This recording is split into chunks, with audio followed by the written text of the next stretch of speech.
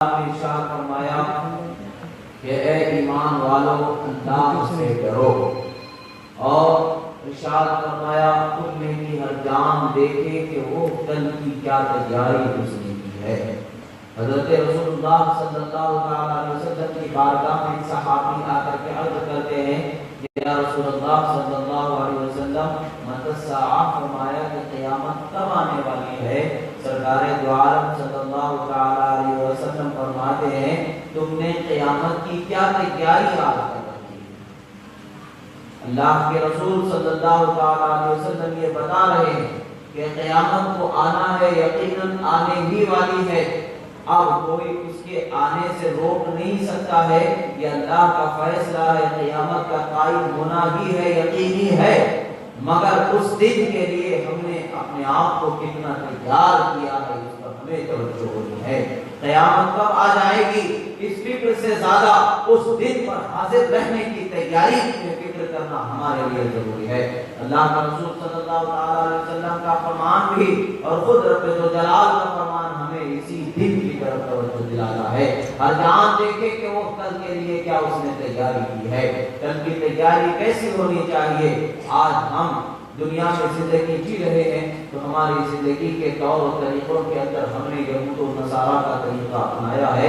اقبال نے کہا کہ مسلمان ہیں جنہیں دیکھ کے شرمائے یہود تہذیب میں نصارہ کو تمدن، یہ مسلمان ہیں جنہیں دیکھ کے شرمائے یہود تہذیب میں نصارہ کو تمدن میں یہود۔ اسی طریقے کا انہوں نے گویا کہ کہا کہ آج حال ایسا ہے کہ ہم نے اپنے آپ کو کس قدر گناہوں میں گرا دیا ہے کہ جو گناہگار قومیں آج وہ خود ہمارے گناہوں کو دیکھ کر کے شرمندہ سا انداز بناتے نظر آتے ہیں، مگر حقیقت میں گناہ پر شرمندہ ہونا یہ ایمان والے ہی کا حصہ ہے، وہی شرمندہ ہوتا ہے۔ حقیقت میں ایمان والا ہی اپنے کیے پر پچھتانے والا ہوتا ہے، یہ اللہ کی طرف سے نعمت اور انعام ہوتا ہے۔ اللہ کے رسول صلی اللہ علیہ وسلم نے فرمایا الحیاء من الایمان، یاد رکھو کہ حیا ایمان کی علامتوں میں سے ایک علامت ہے۔ آج ہم اسی چیز کے حفاظت کے لیے پیچھے پڑتے نظر آ رہے ہیں۔ وہ قومیں جو حیا کا درس جانتی ہی نہیں ہے، جو پاکیزگی کا جنہیں احساس ہی نہیں ہے، پاکی ناپاکی حیا یہ کسی چیز کا انہیں علم ہی نہیں، وہ قومیں آج مسلمانوں کے حقوق کی گفتگو کرنے والی ہو گئی ہیں، مسلمانوں کو وہ زندگی گزارنے کا سلیقہ سکھانے کی کوشش کرنے لگی ہیں، اور ان کے دعوے ہیں کہ وہ مسلمانوں کو پستی سے انہیں بلندی کی طرف لے جانے والے ہیں۔ افسوس کی بات ہے کہ جنہوں نے ہمیں دیکھ دیکھ کر کے، ہمارے اسلاف کو دیکھ دیکھ کر کے زندگی جینا سیکھا، آج وہ ہمیں کیا زندگی سکھا سکتے ہیں؟ زندگی جینے کا سلیقہ تو ہمیں ہمارے آقا رحمت عالم صلی اللہ علیہ وسلم نے سکھایا ہے۔ زندگی جینے کا سلیقہ ہمارے صحابہ کرام اہل بیت اطہار رضوان اللہ تعالی علیہم اجمعین نے سکھایا ہے۔ ہماری ماں کو کیسی مائیں بنی رہنا ہے، ہماری بہنوں کو کیسی بہنیں بنی رہنا ہے، اور ہماری بچیوں کو کیسے بچیاں بنی رہنا ہے، یہ امہات المومنین صحابیات رضوان اللہ تعالی علیہم اجمعین نے ہمیں سکھایا ہے۔ صحابہ اور صحابیات کی طرح سے زندگی کو چھوڑ کر کے ہم زندگی جینا چاہیں گے، ہمارے آقا صلی اللہ علیہ وسلم کے طریقہ اسوہ حسنہ کو چھوڑ کر کے زندگی جینا چاہیں گے، نہ آج کی تیاری ہم کر پائیں گے، نہ کل کی ہم تیاری کر پائیں گے۔ ہمارے بزرگوں نے ہمیں بتایا آج ہمارے درمیان معاشرہ ہم میں کا ہر فرد یہ چاہتا ہے کہ وہ کامیاب ہو جائے، کامیاب ہو جائے۔ ہر انسان کی کوشش یہی ہے کہ صبح سے شام تک اسی فکر میں رہتا ہے کہ میں کامیاب ہو جاؤں، میں کامیاب ہو جاؤں، مگر افسوس کی بات ہے کہ وہ اپنی کامیابی کے جو راز ہیں ان کو کس چیز کے اندر ڈھونڈنا چاہ رہا ہے، اپنی کامیابی کے مدار کو کن لوگوں کی طرف سے زندگی پر رکھنا چاہتا ہے۔ وہ کامیاب بننے کے لیے اونچی بلڈنگ والے کی بلڈنگ کو دیکھتا ہے اور وہ سوچتا ہے کہ یہ بلڈنگ کی کامیابی اس انسان کو ملی ہے جو اس نے اتنی بڑی بلڈنگ بنا لیا ہے، میں ناکام ہوں اس لیے مجھے بلڈنگ نہیں ہے، میں چھوٹی سی جھوپڑی میں یا چھوٹے سے گھر میں رہتا ہوں۔ وہ سوچتا ہے کہ مجھے بھی کامیاب ہونا ہے تو مجھے بھی پیسہ کمانا ہے، بلڈنگ بنانا ہے، کامیابی کے مدار کو اس نے بلڈنگ بنانے پیسہ کمانے پر پھیلا لیا ہے۔ اسی طریقے سے کوئی باپ جب کسی انجینئر کو دیکھتا ہے تو اس کو اپنے بچے یاد آ جاتے ہیں جو 10ویں فیل ہو جاتے ہیں یا دوسری تعلیم سے کچھ انہیں آشنائی نہیں ہوتی ہے، چاہے وہ خواہ دینی ہو خواہ وہ دنیاوی ہو، وہ سوچتا ہے کہ یہ انسان کا باپ کامیاب ہے کہ اس کا بیٹا انجینئر بنا دیا گیا ہے یا ڈاکٹر بنا دیا گیا ہے، نہ جانے کیا کیا چیزوں کو وہ دیکھتا رہتا ہے، مگر یاد رکھیں نہ ڈاکٹر بن جانا کامیابی کی بات ہے، نہ انجینئر بن جانا کامیابی کی بات ہے، نہ بلڈنگ بنا لینا کامیابی کی بات ہے، نہ بینک بیلنس بڑھا لینا کامیابی کی بات ہے۔ کامیابی اگر ہے تو اپنے آپ کو اور اپنے اولاد کو، اپنے متعلقین کو محمد عربی صلی اللہ علیہ وسلم کا دیوانہ بنا دیجیے۔ آج یہاں ہم نے دیوان کی ان کے نس نس میں اتار دیا تو کل ہمیں اس کا ایسا اجر و ثواب ملے گا کہ ہمارے نس نس اس اجر و ثواب سے شرابور ہو جائیں گے۔ اللہ کے رسول صلی اللہ علیہ وسلم نے فرمایا علموا اولادکم ثلاث خصال حب نبیکم وحب آل بیت النبی وتلاوۃ القرآن او کما قال رسول اللہ صلی اللہ علیہ وسلم۔ اللہ کے رسول صلی اللہ علیہ وسلم فرما رہے ہیں اے ماں اگر تم ایک روشن مستقبل چاہتے ہو، ایک کامیاب سکون کی زندگی اپنے بچوں کے طرف سے تم چاہتے ہو تو یاد رکھو اپنے بچوں کو کیا سکھانا ہے۔ سرکار نے فرمایا نبی کی محبت کو سب سے پہلے سکھاؤ، نبی کے آل و اصحاب کی محبت کو سکھاؤ، اور اللہ کے کلام قرآن کا علم انہیں عطا فرماؤ۔ یاد رکھیں کہ نبی کی محبت کے بغیر، یہی تو ہم کہتے ہیں محمد کی محبت دین حق کی شرط اول ہے، کسی میں ہو اگر خامی تو سب کچھ نامکمل ہے۔ گویا کہ صلی اللہ علیہ وسلم اللہ کے رسول صلی اللہ علیہ وسلم کے ذات مبارکہ کی محبت، جسے اللہ کے کلام میں، اللہ کے رسول کے کلام میں اور دین کے عظیم ہمیں جو نصیحت ملی ہے، دین کا پیغام جو ہم تک پہنچا ہے، اس کا ایک عظیم درجہ باب یہی ہے کہ رسول اللہ صلی اللہ علیہ وسلم کی محبت ہی پر کامیابی کا مدار ہے، اسی محبت کو سکھانا ہے۔ سرکار یہ فرما رہے ہیں پہلے محبت رسول صلی اللہ علیہ وسلم کو سرکار دو عالم صلی اللہ علیہ وسلم نے سکھانا بتایا، اور اس کے بعد رسول اللہ کے آل و اصحاب کی محبت، پھر قرآن کا علم ہمیں سکھانا ہے۔ پتہ یہی چلتا ہے کہ ہمیں سب سے پہلے رسول اللہ صلی اللہ علیہ وسلم کی محبت اپنے بچوں کو عطا کرنا ہے۔ آج ہم کس چیز کی محبت دے رہے ہیں، ذرا غور و فکر کر کے دیکھیں۔ ہمارے بچے جب بچپن میں تعلیم کے حصول کے منزلیں طے کر رہے ہوتے ہیں، KG1 سے KG2 سے لے کر کے آخری جماعت تک جب بچے پڑھ رہے ہوتے ہیں تو ہم کس چیز کا انہیں درس دے رہے ہوتے ہیں؟ تم ایگزام میں فیل ہو جاؤ گے، ناکام ہو جاؤ گے، نمبر گر جائیں گے، تم پھٹ جاؤ گے، وہ فلاں تو پر ہنسے گا، وہ فلاں تو پر ہنسے گا، اس کو دیکھو وہ 1 نمبر پر آ رہا ہے، تم دیکھو کیوں تیسرے نمبر پر آ رہے ہو، وہ بچہ دیکھو کیوں اتنا تیز پڑھائی میں آ رہا ہے۔ نہ جانے اتنی ساری مثالیں ہم دیتے چلے جاتے ہیں اور اپنے بچوں کو ٹارچر کرتے ہوئے انہیں آگے بڑھاتے چلے جاتے ہیں۔ ایک بوجھ ذہن پر لے کر کے بچے زندگی جیتے ہیں اور وہ اسی بوجھ کے اندر زندگی کا مقصد یہی سمجھ جاتے ہیں کہ یہ جو تعلیم ہمیں دلائی جا رہی ہے اس میں اول درجے سے کامیاب ہونا ہی ہماری زندگی کا مقصد ہے۔ مگر یاد رکھیں حقیقت میں ہم نے اپنے اولاد کا حق ادا نہیں کیا ہے، ہم نے انہیں مقصد زندگی سے آگاہ نہیں کیا ہے۔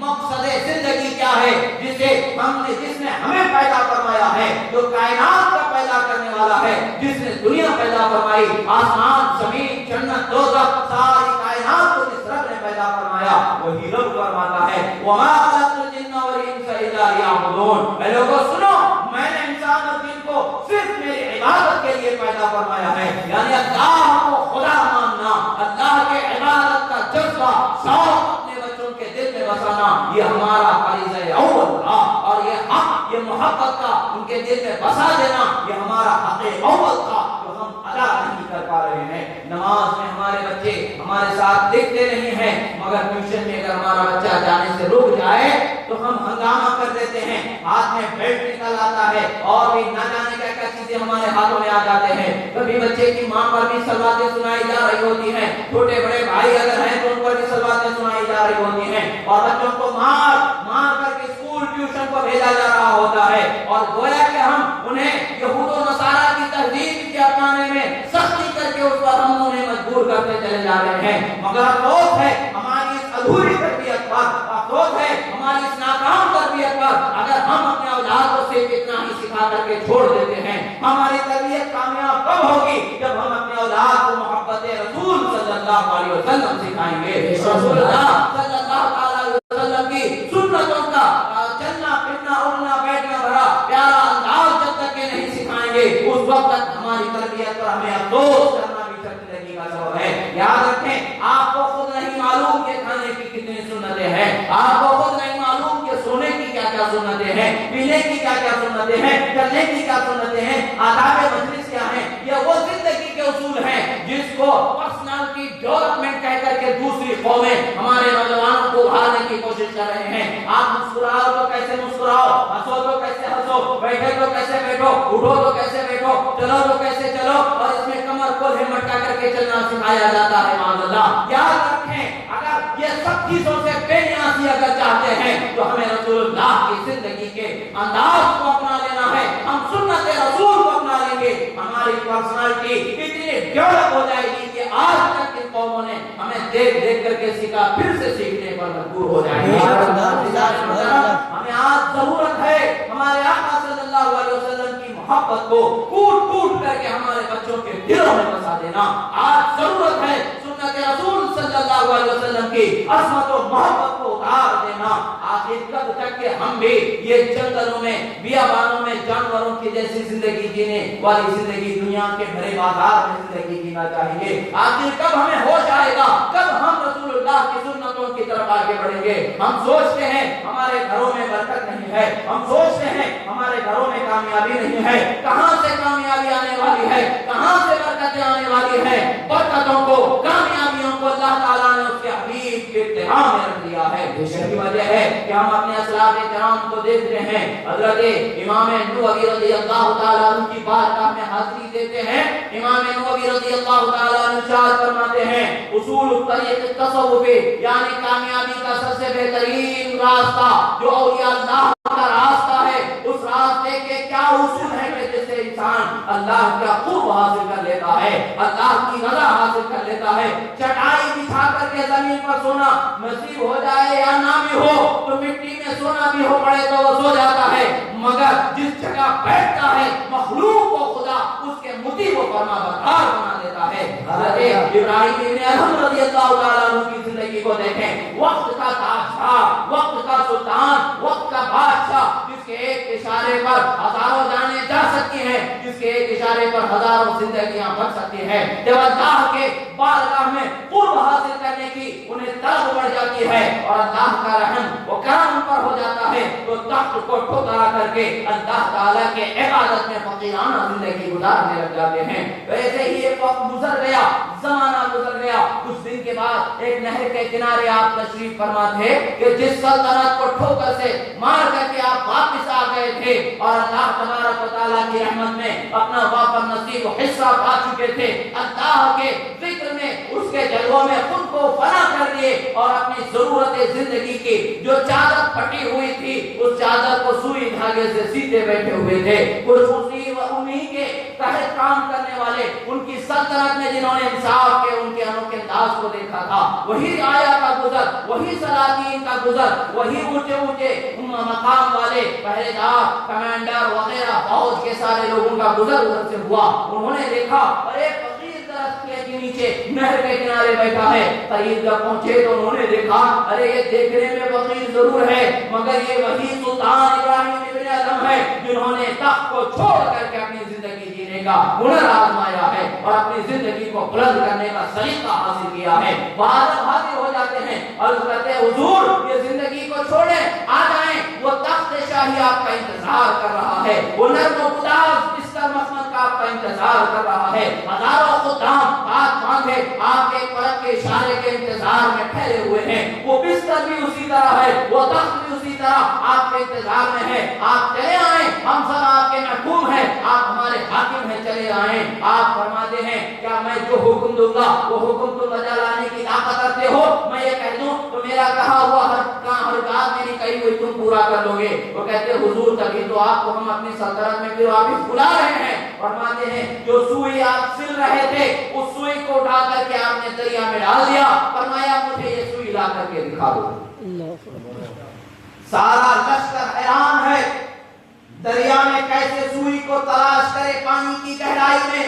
سارے لوگ حیران ہو کر کے عرض کرتے حضور جو بڑے بڑے عمرا تھے، حضور آپ آئے تو صحیح، ایسے ہزاروں سونے کی سوئیاں بنا کر کے آپ کی خدمت میں پیش کر دیا جائے گا۔ آپ فرماتے مجھے سونے کی نہیں، مجھے وہی سوئی چاہیے جو لوہے کی بنی ہوئی ہے جس کو میں نے ابھی پانی میں پھینکا ہے۔ وہ کہتے حضور اس کو لانے پر ہم عاجز ہیں، ہم لا نہیں سکتے، تلاش نہیں کر سکتے ہیں۔ حضرت ابراہیم ابن ادھم مسکراتے ہوئے فرماتے ہیں اے مچھلیوں مجھے میری سوئی لا کر کے دے دینا۔ اتنا زبان سے نکلنا ہی تھا کہ پانی کی سطح پر ہر مچھلی کا منہ نکلا ہوا ہے، ہر مچھلی کے منہ میں ایک ایک سونے کی سوئی چمک رہی ہے۔ آخر میں ایک مچھلی نکلتی ہے جس کے منہ میں وہ لوہے کی سوئی چمکتی نظر آتی ہے۔ حضرت ابراہیم ابن ادھم وہ لوہے کی سوئی اٹھا کر کے بتا رہے ہیں تم سونے کی سوئیاں دینے کا ارادہ رکھتے تھے مگر رب تعالیٰ مجھے بغیر ہمیں عطا فرمانے کی سبحان اللہ سبحان اللہ۔ میرے کہنے کے باوجود میرے حکم کو ماننے کی طاقت بجا لانے کی سکت تمہیں نہیں ہے، مگر میں کہہ دوں تو جس پر کسی کا حکم نہیں چلتا ہے، عام لوگوں کا، ایسی عظیم مخلوق جو پانی میں رہتی ہے، وہ مچھلیوں پر بھی خدا میری حکومت کو جاری فرما دیا ہے۔ اور فرماتے ہیں عمرہ بتاؤ وہ حکومت کہ جن پر میں حکومت کروں میرا حکم ادا ہی نہ کر سکے، بجا ہی نہ لا سکے، ان پر کیا خاص حکومت کروں؟ یہ حکومت جو خدا نے مجھے عطا فرمائی یہ کیسی حکومت ہے ذرا اندازہ کرو۔ حضرات گرامی یہ آخری مقام حاصل ہوا تو کیسے حاصل ہوا؟ انسان کو تخت پر بیٹھ کر کے سکندری نہیں آتی ہے، اگر وہ جہاں بھی بیٹھے اگر وہ رسول اللہ کی محبت میں ڈوب جاتا ہے تو سکندروں کا سکندر سے بنا دیا جاتا ہے۔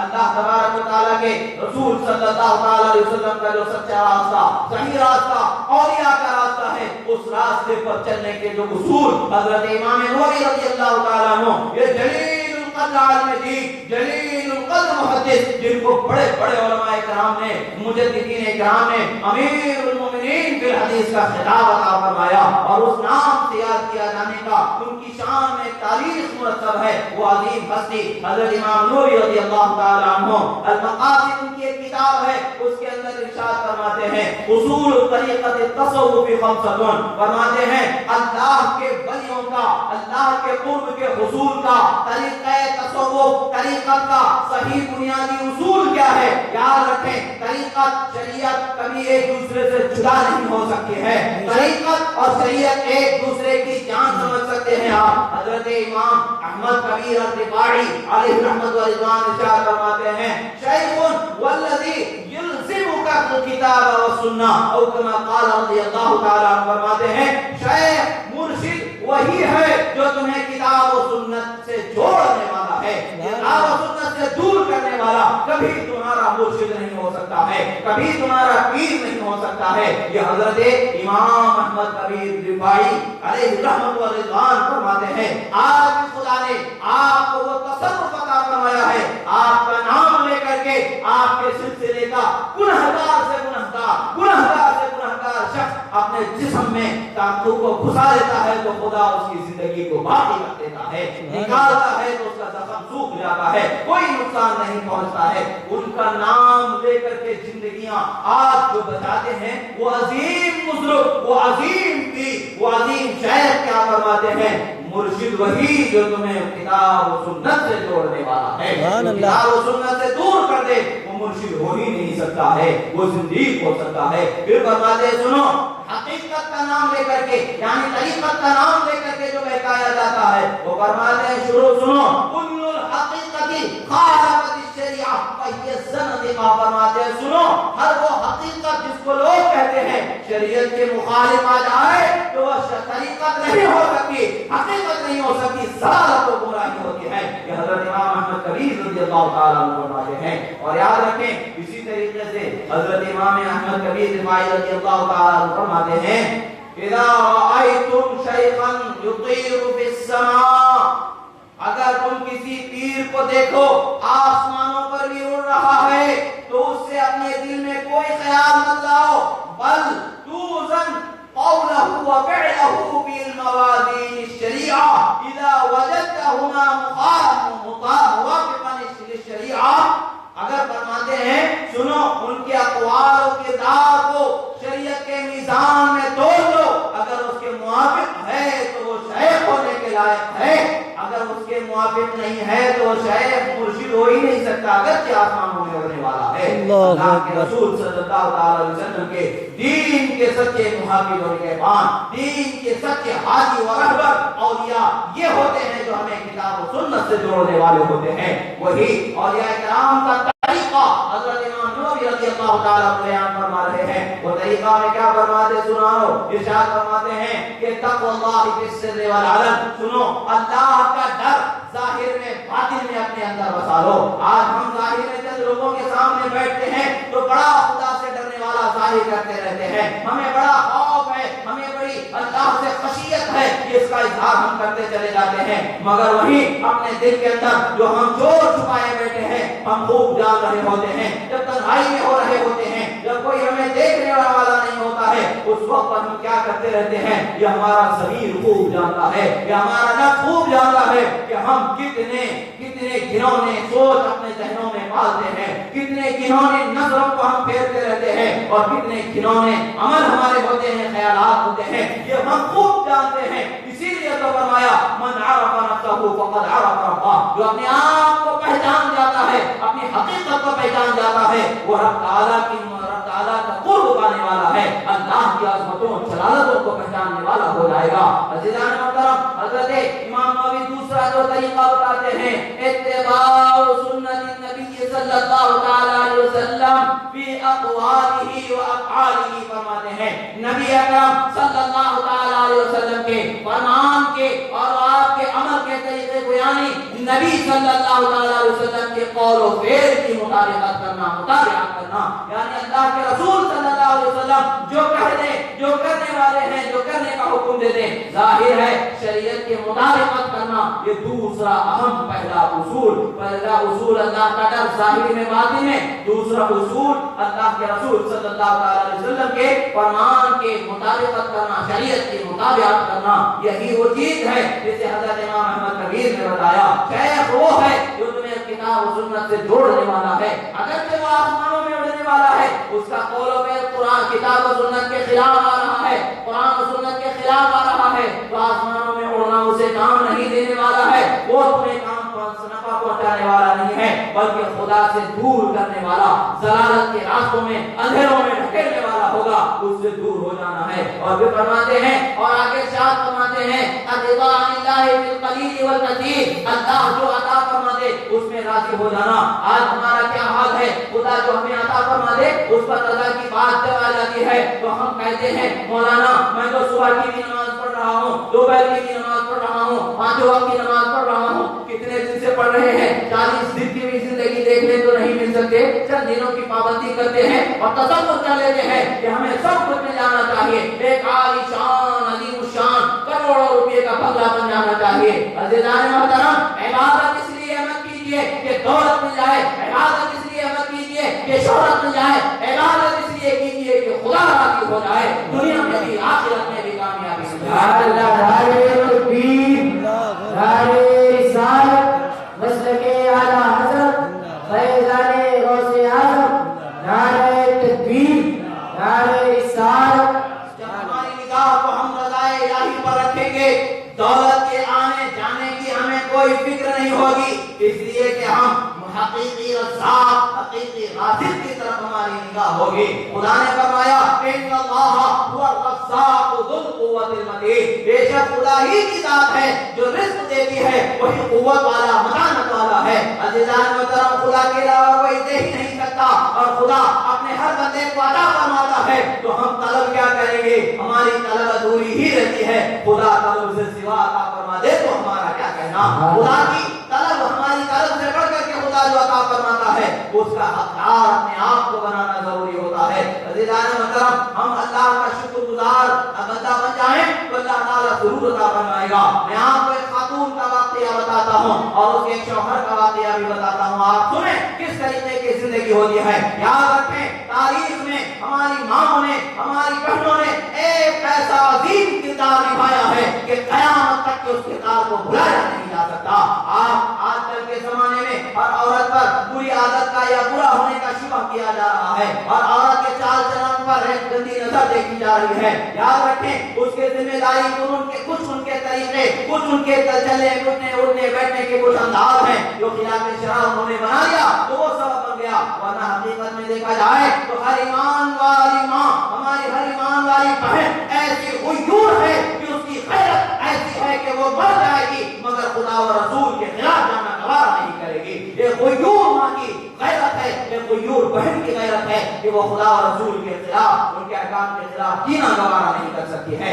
آئے میں آپ کو بتاؤں، ایک غریب گھرانہ ہے، ایک شوہر، کچھ دو تین بچے اور ایک بیوی ہے۔ وہ شخص صبح سے شام تک کام کی تلاش میں نکل رہا ہے۔ گھر میں بیوی بچے بھوکے انتظار کر رہے ہیں کہ کچھ محنت کر کے دولت کچھ پیسے لائے گا اور کچھ چولہا جلے گا، کچھ کھانے کو ملے گا۔ صبح سے شام تک کام کی جستجو و تلاش میں دوڑتا رہا مگر اسے کام نہیں ملا۔ جب شام کو رات کے اندھیرے میں اپنے دروازے پر دستک دیتا ہے تو وہ خوشی سے ہنستے ہوئے اس کے دروازے کو کھول کر کے اس کا استقبال کرتی ہے، یہ دیکھے بغیر کہ اس کے ہاتھ میں کوئی سامان کھانے کا ہے کہ نہیں ہے، ہاتھوں پر نظر نہیں جا رہی ہے، جیب پر نظر نہیں جا رہی ہے، اس کے چہرے کی تھکاوٹ پر اس کی نظر جا رہی ہے اور فوراً مسکرا کر کے اس کا استقبال کر رہی ہے۔ اللہ کے فضل سے جو جائز رشتے میں محبت اللہ نے رکھا ہے، اس محبت میں جو برکت اللہ نے رکھا ہے، اس کے سارے دن کی تھکن مٹ جاتی ہے۔ وہ بڑے افسوس کے ساتھ کہتا ہے، اے میری شریک حیات، افسوس کہ آج کا دن بھی میرا بیکار کا گزر گیا،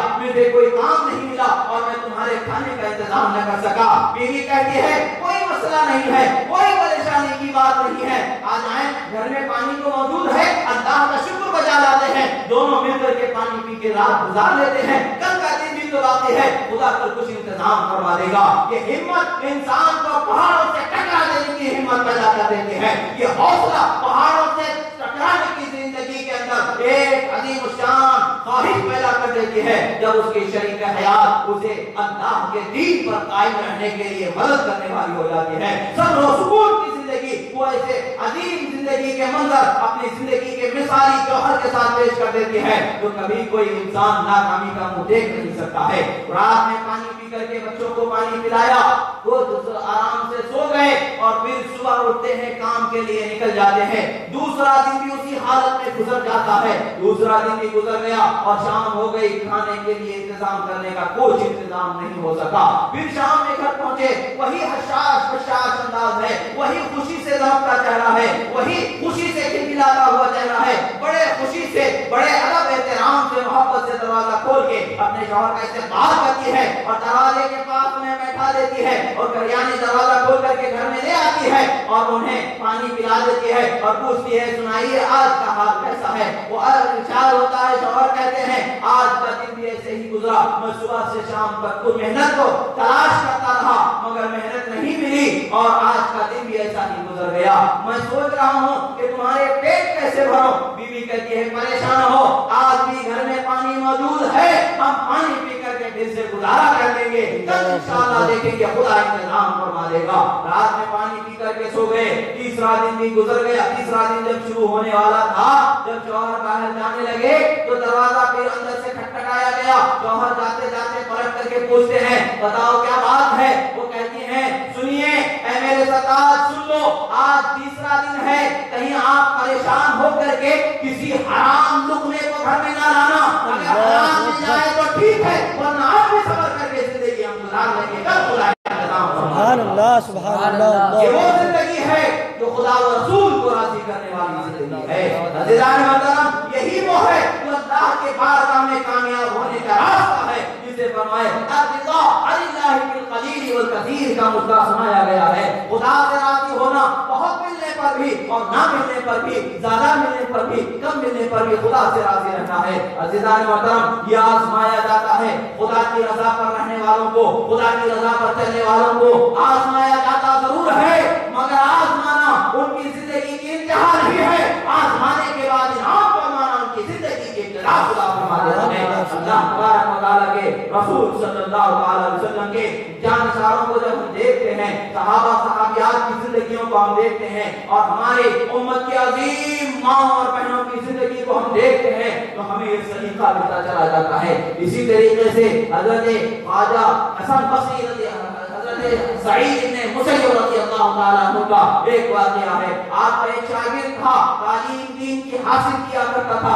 بڑی عمر کا تھا، ہمارا وقت آپ کی مجلس میں درس کی درسگاہ میں حاضر رہتا، درس کی जो महफिल मजलिस होती थी उसमें बराबर हाजिर रहा करता था। कुछ दिन गुजरे कि उसकी बीवी का इंतकाल हो गया, कुछ दिन वो दर्स में हाजिर नहीं हो सका। उसमें आखिरकार हाजिर हुआ। उस्ताद हजरत सईद इब्न मुसय्यब रज़ियल्लाहु ताला अन्हु ने पूछा, कहां थे इतने दिन, क्यों तुम तालीम दीन हासिल करने नहीं आए? और कहता, हुजूर मेरी शरीक हयात का इंतकाल हो गया, मैं उसी परेशानी में उलझा रहा, मैं उसी गम में उलझा रहा, हिम्मत नहीं पड़ी कहीं बाहर निकलने की। आज कुछ गम हल्का हुआ तो आपकी बारगाह में आ गया हूं। आप फरमाते तुम दूसरी शादी क्यों नहीं कर लेते हो?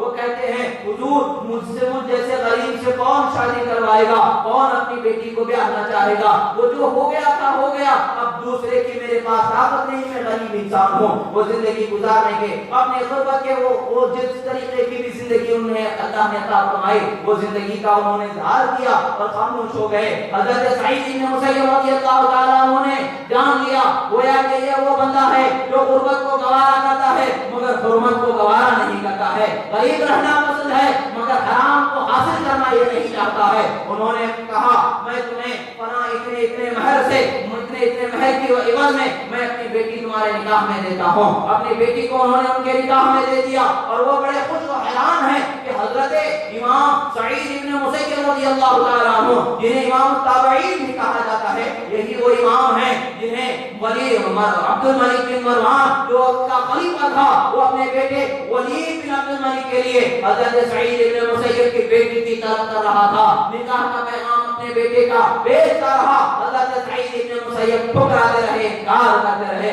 आखिरकार अब्दुल मलिक बिन मरवान ने आप पर इतनी ज़्यादतियां की कि ठंडी के दिनों की ठंडी रातें थी, रातें थी, आप पर इतने कोड़े बरसाए गए कि जिस्म पर कोई जगह बाकी नहीं बची थी। उतने कोड़े बरसाने के बाद फिर आपके जिस्म पर ठंडा पानी डाल दिया गया। उसी आलम में आप जा रहे हैं मगर अपनी बेटी का निकाह वलीद के साथ नहीं कर रहे हैं। वहां क्या है बताया जा रहा है, लोगों दौलत को देख करके अपने बच्चों को न दो बल्कि ईमान और अखलाक को देख करके अपने बच्चों को यही वो जिंदगी है जिसे हमारे असलाफ ने सिखाया है। आज अफसोस की बात है, हमारे घरों का हम हाल खुद देखें। हम वो दौलत वाला है तो हमें उसके ईमान और अकीदे की फिक्र नहीं हो रही है। वो कौन है, कैसा है, किस तरीके की जिंदगी जी रहा है, हमें उसका अफसोस ही नहीं है। बल्कि पैसे वाला है, रिश्ता काम कहीं हाथ से ना चला जाए और हमने अपने बच्चों को उठा करके उनके देने का इरादा कर लेते हैं। रिश्ता करना है तो रिश्ता कैसा हो,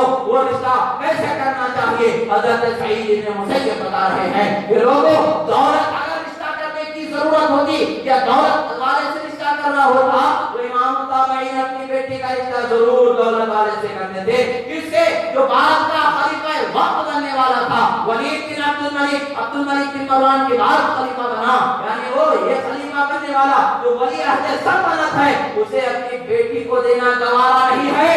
जिसे एक वक्त की रोटी का इंतजाम करने की ताकत नहीं है, उसे अपनी बेटी देना गवारा है। वो देख रहे हैं कि ये रसूलुल्लाह की सुन्नतों पर जीने की तड़प रखने वाला है, ये रसूलुल्लाह सल्लल्लाहु अलैहि वसल्लम की मोहब्बत सीने में रखने वाला है, अमल की दौलत इसके पास है, अगर जे सोने चांदी की कमी इसके पास जरूर है, इबादत गुजार है, मुत्तकी है, परहेजगार है और गुनाह से बचने वाला है, माँ की खिदमत करने वाला है। ये सारे हुनर उसने जानने के बाद और अपनी बेटी का निकाह कर दिए। वो खुशी खुशी उठ करके घर चला गया। घर जाने के बाद में उसने नमाज अदा की, अल्लाह की बारगाह में शुक्र अदा किया।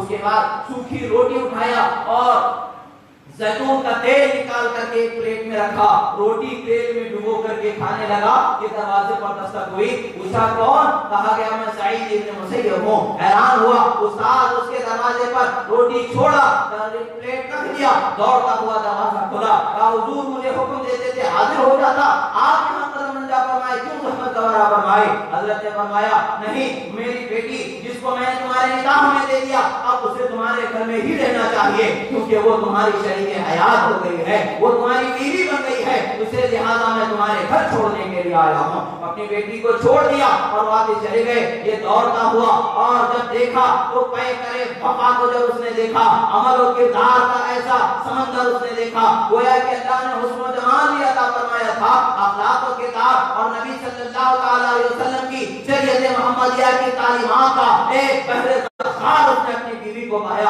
अपनी माँ के पास दौड़ता हुआ जाकर के कहता है, अम्मी मुझे मेरे उस्ताद उनकी बेटी को अपने मेरे निकाह में میری بیوی اپنے گھر میں آ گئی ہے. سب حیران, ارے بادشاہ کے بیٹے کو جنہوں نے بیٹی نہیں دی تم جیسے غریب کو کیسے دے دیا؟ حیران ہے مگر الٹی ہی چال کرتے ہیں دیوان گانے. سبحان اللہ سبحان اللہ. جو اللہ اس کے رسول کی محبت کا نشہ جن پر چڑھ جاتا ہے, نہ دولت اس نشے سے انہیں بیدار کر سکتی ہے, نہ شہرت انہیں اس نشے سے بیدار کر سکتی ہے. نشے پر نشہ ہوتا جاتا ہے. عشق محمدی کے چراغ دل میں روشن ہوتے چلے جاتے ہیں. یہی وجہ ہے کہ انہیں دنیا کی زندگی کی کوئی فکر نہیں ہوتی ہے. فکر ہوتی ہے تو اللہ کی فکر ہوتی ہے. آقا دو عالم صلی اللہ علیہ وسلم کی بارگاہ میں حاضر ہونے کی فکر و تڑپ ان کے دلوں میں بسی ہوتی ہے. حضرت سعید بن مسیب رضی اللہ تعالیٰ عنہ جب اپنی بیٹی کو چھوڑ گئے تو اس بیٹی کی ساس آتی ہیں اور اس بیٹے کی فرما برداری کا مسئلہ دیکھیے کیسا ہوتا ہے. اماں اس بیٹے کی کہتی ہے, بیٹا 3 دن تک تم اپنی بیوی کے قریب نہیں جانا. تمہیں اگر تم قریب جاؤ تو میرا چہرہ تمہیں میں کبھی نہیں دکھانے والی ہوں. وہ حیران ہے, آخر ماں کیوں کہہ رہی ہے؟ وہ کہتا امی جیسا آپ کا حکم ہے میں انتظار کر لوں گا. اور انہوں نے کہا, بعد میں فرمایا, بیٹا تمہیں ان سے دور رکھنا مقصد نہیں ہے بلکہ میں انہیں تمہارے لیے تیار کرنا چاہتی ہوں, سوارنا چاہتی ہوں, خوب نکھار کے پیش کرنا چاہتی ہوں. ان کی ماں نے کہا ادا کیا خوب اچھے طریقے سے. انہوں نے ان کو سوارا اور اس کے بعد ان کو جب اللہ تبارک و تعالیٰ کی دی ہوئی نعمت سے سرفراز کیا گیا. کچھ دن کے بعد حضرت سعید بن مسیب کی بارگاہ میں وہ حاضر ہوئے. حضرت سعید بن مسیب رضی اللہ تعالیٰ عنہ نے اپنے داماد سے پوچھا, میری بیٹی کے ساتھ تمہاری زندگی کیسے گزر رہی ہے؟ وہ کہتے, حضور آپ کی دختر اور اس کے ساتھ زندگی گزارنے کا سوال اللہ اللہ, وہ تو اللہ اور اس کے رسول کے احکام کا وہ ہے کہ چلتا پھرتا چراغ میری زندگی میں آ گیا ہے. میری زندگی میں جہاں جہاں مجھے اندھیرا نظر آتا تھا اس کے علم و عمل کا چراغ وہاں روشنی بکھیرتا نظر آ رہا ہے. آپ فرماتے, سنو اگر اس سے کوئی تمہاری نافرمانی یا خدا و رسول کی نافرمانی صادر ہو جائے تو ڈنڈے سے اس کو سیدھا کر لینا. خدا کی قسم ایک بہتر کامیاب زندگی گزارنے کا سلیقہ حضرت سعید بن مسیب انہیں بتا رہے ہیں. یعنی مارنا شروع کر تو یہ نہیں بتا رہے ہیں بلکہ انہیں اصلاح کرنے کا بھی انہیں حق عطا کیا گیا ہے. یہ نہ سمجھنا کہ میرے استاد کی بیٹی ہے اس لیے میں ان کی اصلاح نہیں کر سکتا ہوں, بلکہ آج ہمارا معاشرہ کیا ہے, آج ہمارے گھروں کے بگڑتے حالات کیوں ہیں؟ بیٹی اپنے باپ کے گھر آ کر کے کوئی چھوٹی سی شکایت کر دیتی ہے تو باپ پورے اس بیٹی کے سسرال والوں کا دیا مانچا کرنے کو تیار ہو جاتا ہے, لڑنے مارنے پر تیار ہو جاتا ہے. نہ اپنی بیٹی کے خطا کا اسے کوئی خیال ہوتا ہے, نہ اپنی بیٹی کے کردار و عمل کا کوئی اسے ہوش ہوتا ہے. وہ تو بس دوڑتا ہوا ادھر چلا جاتا ہے اور یہی کہتا چلا جاتا ہے, کیا قرآن میں, کیا حدیث میں, کیا سیرت میں, کیا اولیاء کا طریقہ, کیا بزرگوں کا طریقہ, کیا فلاں نام سناتا چلا جاتا ہے. سوال پر سوال قائم کرتا چلا جاتا ہے. مگر افسوس کی بات ہے کہ کیا یہی سوالات اس کی زندگی میں وارد نہیں ہو سکتے؟ کیا کسی نے اپنی بچیوں کو ایسے ہی تربیت کی ہے کہ وہ جا کر کے نافرمانی کی زندگی گزارے, خدا و رسول سے دوری کی زندگی گزارے, اطاعت زوج سے دور ہو جائے؟ نہیں, بلکہ یاد رکھو ہمارے بزرگوں نے دونوں زندگیوں کے سدھارنے کا حق ادا فرمایا ہے. بیٹی کو بھی بہترین تربیت عطا فرمائی ہے اور بیٹے کو بھی بہترین تربیت عطا فرمائی ہے. دونوں کو ادھر امہات المومنین کی سنتوں سے, خاتون جنت فاطمہ زہرا رضی اللہ تعالیٰ عنہا کی پیاری عطاؤں سے اگر اپنی بیٹیوں کو سنوارا ہے تو وہی حضرات صحابہ کرام, رسول اعظم صلی اللہ علیہ وسلم کی زندگی, صحابہ کرام کی زندگی اور حسنین کریمین کی عظیم الشان زندگی کا ایک عظیم جوہر اپنے بچوں کو عطا کیا تھا. یہی وجہ ہے کہ اس زمانے میں وہ لوگوں کی کامیابی ایسے تھی کہ دست تو دست ہیں, دریاوی نہ چھوڑے ہم نے, پہلے ظلمات میں دوڑا دیے گھوڑے. سبحان اللہ, سبحان اللہ. وہ جس راہ سے گزر جاتے اسلام کا چراغ روشن ہوتا چلا جاتا.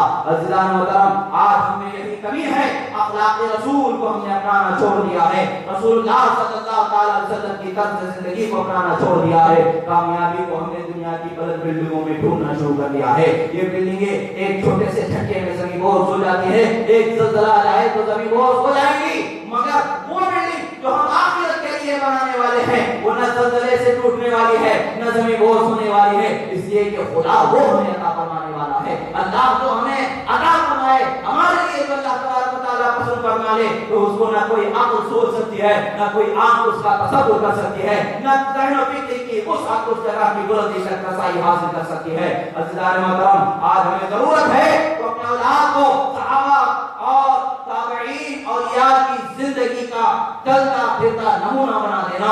اپنی بچیوں کو امہات المومنین صحابہ